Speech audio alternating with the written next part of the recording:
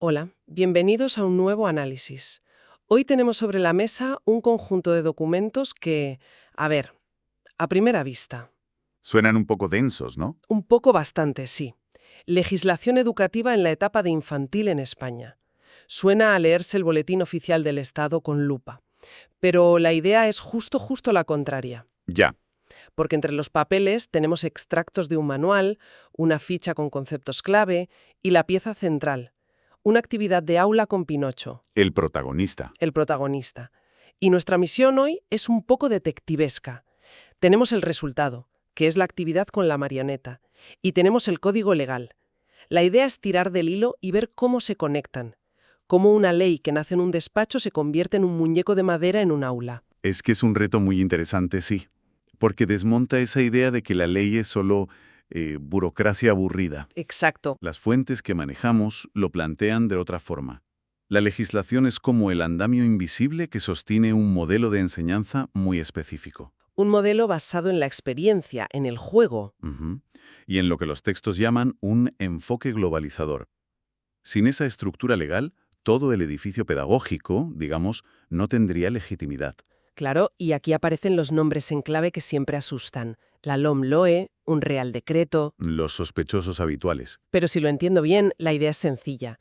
Una ley grande, la LOMLOE, que viene a decir, oíd, que infantil es una etapa educativa de verdad, no un simple aparcamiento de niños. Muy bien resumido. Y luego un documento más práctico, el Real Decreto 95/2022, que es como el manual de instrucciones para montar esta idea en el aula, ¿no? Es una analogía perfecta. La LOMLOE eleva el estatus de la etapa, le da identidad propia. Y el Real Decreto, pues es el que se arremanga y baja al barro. El que dice cómo se hace. Es el que dice, vale, muy bonita la filosofía, pero esto en la práctica, ¿qué es? Pues son estos objetivos, estas áreas, te da el guión. ¿Entiendo? Y ojo, un detalle práctico que señalan los documentos. Siempre hay dos versiones del guión, la general del ministerio y la que adapta cada comunidad autónoma. Hay que jugar con las dos. ¿Entiendo? Pero, aun con el mejor manual de instrucciones, cada niño es un mundo. La ley no puede preverlo todo, supongo. Por supuesto que no, y esa es la clave de todo. Las fuentes insisten muchísimo en esto, En la adaptación. en que toda esta estructura no sirve de nada si no se adapta a los niños y niñas concretos de cada aula. De hecho, un texto lo dice literalmente. La primera tarea del maestro es conocer a su clase. Me gusta. La ley es el mapa, pero el terreno real lo marcan los niños. Justo. Con sus montañas y sus ríos. Pues vayamos al corazón de ese mapa. ¿Cuáles son los grandes destinos, los objetivos de la etapa? Los documentos se centran en el artículo 7 de ese Real Decreto y proponen una selección de los que consideran clave. Y aquí, las fuentes nos preparan la primera sorpresa. Ah, sí. Presentan una lista que suena muy razonable. Conocer su propio cuerpo, explorar su entorno, adquirir autonomía, desarrollar capacidades emocionales. Lo normal, los grandes éxitos. Parece una buena selección, sí, pero entonces el manual revela que no es una selección. ¿Cómo que no? Es la lista completa de objetivos de la etapa. Espera, ¿me estás diciendo que esa lista, que parece un resumen, es en realidad toda la lista? Toda. Porque mi primer instinto sería buscar dónde está escondido el objetivo de iniciarse en la lectoescritura o empezar con los números. Es que no están como tal, no de forma prioritaria. Y no hay una jerarquía, que desarrollar capacidades emocionales esté al mismo nivel que cualquier otra cosa. Es que lo cambia todo. Lo cambia por completo. Y esa es la pista fundamental sobre la filosofía que hay detrás. No se prioriza lo académico o lo instrumental sobre lo personal, lo social, lo emocional. Claro. Y esa idea de que todo está al mismo nivel nos lleva directos a otro concepto clave de las fichas, el desarrollo integral. El niño como un todo. Exacto. La ley no busca fabricar pequeños académicos, sino facilitar un crecimiento equilibrado de la persona en todas sus dimensiones. La física, la emocional, la social, la cognitiva. No se trata de construir solo la cabeza del niño. Se trata de construir todo el edificio. Vale, un edificio completo. Pero para construirlo necesitarás planos, una estructura. ¿Cómo se organizan todos esos objetivos para que no sean un caos? Ahí es donde entra la estructura del currículo. Se organiza en 3 grandes áreas. Áreas. Pero los documentos son muy insistentes en que no pensemos en ellas como asignaturas. No como lengua o mates. Nada de eso. La palabra que usan es ámbitos de experiencia. Y la idea es que están constantemente mezclándose. Vale, me gusta. ¿Y cuáles son esos ámbitos? El primero es crecimiento en armonía. Suena casi poético. Un poco sí, pero se refiere a todo lo que tiene que ver con el desarrollo personal y social, la construcción de la propia identidad, el conocimiento del cuerpo, la gestión de las emociones, la convivencia. Es el área del yo y del nosotros. Muy bien visto. El pilar personal. La segunda es descubrimiento y exploración del entorno. La curiosidad por el mundo. Exacto. El medio natural, los seres vivos, la cultura. Se trata de fomentar esa capacidad innata de los niños para observar, experimentar, hacerse preguntas. El área del ¿qué esto y por qué funciona así? Justo. Y nos falta la tercera. A ver, Comunicación y representación de la realidad. Esta es fascinante, ¿por qué? porque recoge todas las formas que tenemos de expresarnos. No solo el lenguaje oral, que es el más evidente. También el artístico, el corporal. Plástico, musical, corporal, incluso el audiovisual. Todos los códigos que usamos para contar y que nos cuenten. O sea, tenemos un área para el yo, otra para el mundo y otra para los lenguajes que conectan al yo con el mundo. Esa es la idea. Y si no son asignaturas separadas, como dices que insisten, me imagino que se tienen que trabajar todas a la vez. Totalmente. De hecho, uno de los manuales llega a decir que trabajarlas de forma aislada provocaría una pérdida de significado para el niño. Claro, no tendría sentido. Si las áreas se mezclan, la forma de enseñar no puede ser ahora toca el cuerpo, ahora toca dibujar. Necesitas un método que lo junte todo de forma natural.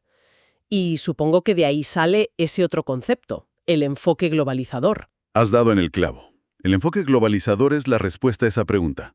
Es la forma de organizar la enseñanza para que sea coherente con todo esto. ¿Y cómo funciona?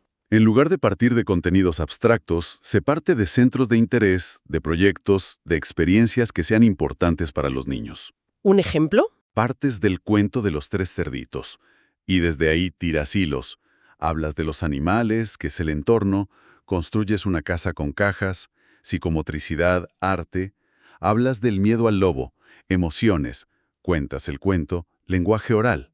Todo a la vez. Todo a la vez y conectado. Es como esconder las verduras en un plato que les encanta.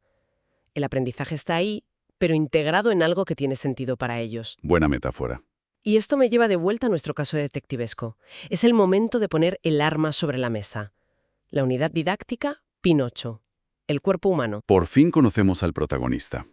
La actividad, según la revista, arranca con una motivación: decorar el aula con fotos de personas, ilustraciones. Para crear ambiente, Y el hilo conductor es el cuento de Pinocho, la marioneta que quiere ser un niño de verdad. una idea brillante, la verdad. Conecta un relato clásico, muy emocional, con una exploración personal. Totalmente. Vale, la actividad con Pinocho suena genial, muy creativa. Pero, seamos sinceros, A ver, ¿no podría un profesor hacer esto por pura intuición, sin haberse leído un solo Real Decreto? ¿Dónde está la prueba de que esto nace de la ley y no es simplemente una cosa chula que se me ha ocurrido? esa es la pregunta del millón, y la que nos permite conectar todos los puntos. Ajá. ¿Un docente podría hacerlo por intuición?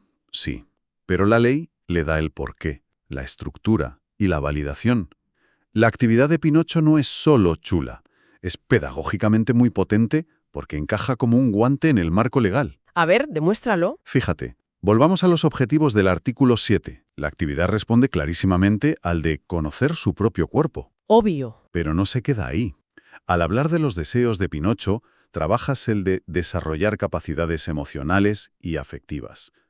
Al contar el cuento, abordas el de desarrollar habilidades comunicativas. Podríamos seguir. O sea que un solo cuento ya está disparando a múltiples objetivos a la vez. Exacto. Y ahora veamos cómo aplica el enfoque globalizador y las tres áreas. Es un ejemplo de libro. Vale. El área de crecimiento en armonía está en el centro. La identidad, el conocimiento del cuerpo, las emociones del personaje. El área del yo. El área de descubrimiento y exploración del entorno se aborda cuando la actividad propone hablar de las etapas de la vida o de las necesidades básicas que tiene un cuerpo vivo, como comer o dormir. Cosas que Pinocho, al principio, no tiene. Justo. Y por supuesto, el área de comunicación y representación de la realidad es omnipresente. El lenguaje. Está en el lenguaje oral del cuento, en el artístico si dibujan a Pinocho, en el corporal si imitan sus movimientos. O sea, que el niño está pensando en si a Pinocho le crece la nariz y mientras, sin darse cuenta, está trabajando psicomotricidad, empatía y hasta biología. Es aprendizaje invisible, por así decirlo. Me gusta eso. La ley funciona como la tramoya de un teatro que nadie ve, pero que hace que la función ocurra. Has captado la esencia. Eso es globalizar. No se dice hoy toca la lección sobre el cuerpo humano, se vive una experiencia y el aprendizaje surge de forma natural y significativa. Hay un último punto en los documentos que me genera dudas. Dime, Hablan de criterios de evaluación. La palabra evaluación en infantil me pone un poco nerviosa. te entiendo. ¿Significa que se le pone nota a un niño por cómo ha dibujado a Pinocho? Porque suena terrible, como ponerle una etiqueta. Me quita un peso de encima que lo preguntes, porque es una preocupación muy común y las fuentes son tajantes. ¿En qué sentido? Citan directamente el Real Decreto para dejarlo claro. Los criterios en esta etapa no tienen valor acreditativo o calificativo. En otras palabras. No hay notas, no hay suspensos ni aprobados. Fin de la historia. Entonces, ¿para qué sirven? Si no son para poner nota. Son una herramienta exclusiva para el docente. Son como unas gafas que se pone el maestro para observar el proceso de cada niño de forma más afinada. Para ver mejor. Para identificar progresos, detectar dificultades y, sobre todo, para reflexionar y ajustar su propia práctica. Ponme un ejemplo con Pinocho. El maestro puede ver si un niño empieza a nombrar partes del cuerpo que antes no nombraba, si muestra más interés por los cuentos, y con esa información decide cómo ayudarle mejor. Entendido. O sea que no es un examen para el niño, sino un diario de a bordo para el profesor. Exacta. Para saber por dónde sopla el viento para cada alumno y ajustar las velas. Eso tiene mucho más sentido. Es una evaluación para comprender y acompañar, no para juzgar y calificar. Bien, pues creo que hemos resuelto el caso. Hemos pasado de unas leyes orgánicas que sonaban lejanísimas a una marioneta de madera en un aula. El viaje completo. Y la gran conclusión que extraigo es que la legislación de infantil en España, al menos sobre el papel, no parece un corsé burocrático. ¿No lo es? Es más bien un andamiaje que sostiene una filosofía pedagógica muy clara, una centrada en el juego, la experiencia y el desarrollo completo de la persona. Y como consecuencia redefine el papel del docente. ¿En qué sentido? La ley no le dice tienes que hacer la actividad de Pinocho el martes a las 10. Lo que hace es darle un marco que le permite, y casi le exige, ser creativo. Le da libertad dentro de unas reglas. Le invita a ser un diseñador de experiencias significativas, un mediador que responde a lo que sus alumnos de verdad necesitan. Para terminar, me gustaría dejar una idea en el aire, una que se extrae de uno de los conceptos de nuestras fuentes. A ver con qué nos dejas. Mencionan de pasada el enfoque competencial. Es una idea muy potente. Define el aprendizaje no como saber muchos datos, Sino como ser capaz de usar lo que sabes para resolver problemas reales. Es el paso del saber al saber hacer. justo. Y si lo aplicamos a nuestro caso, ¿la actividad de Pinocho enseña las partes del cuerpo? Sí, ese es el contenido evidente. Pero hay algo más. Hay algo más. La verdadera competencia que se está construyendo por debajo podría ser la curiosidad por uno mismo, la capacidad de expresar una emoción, la habilidad para escuchar a un compañero. Competencias para la vida. Exacto. Y la pregunta que nos queda flotando es, la próxima vez que observemos cualquier actividad educativa infantil, más allá de lo que parece que se enseña en la superficie, ¿qué competencias fundamentales para la vida se están construyendo realmente en segundo plano?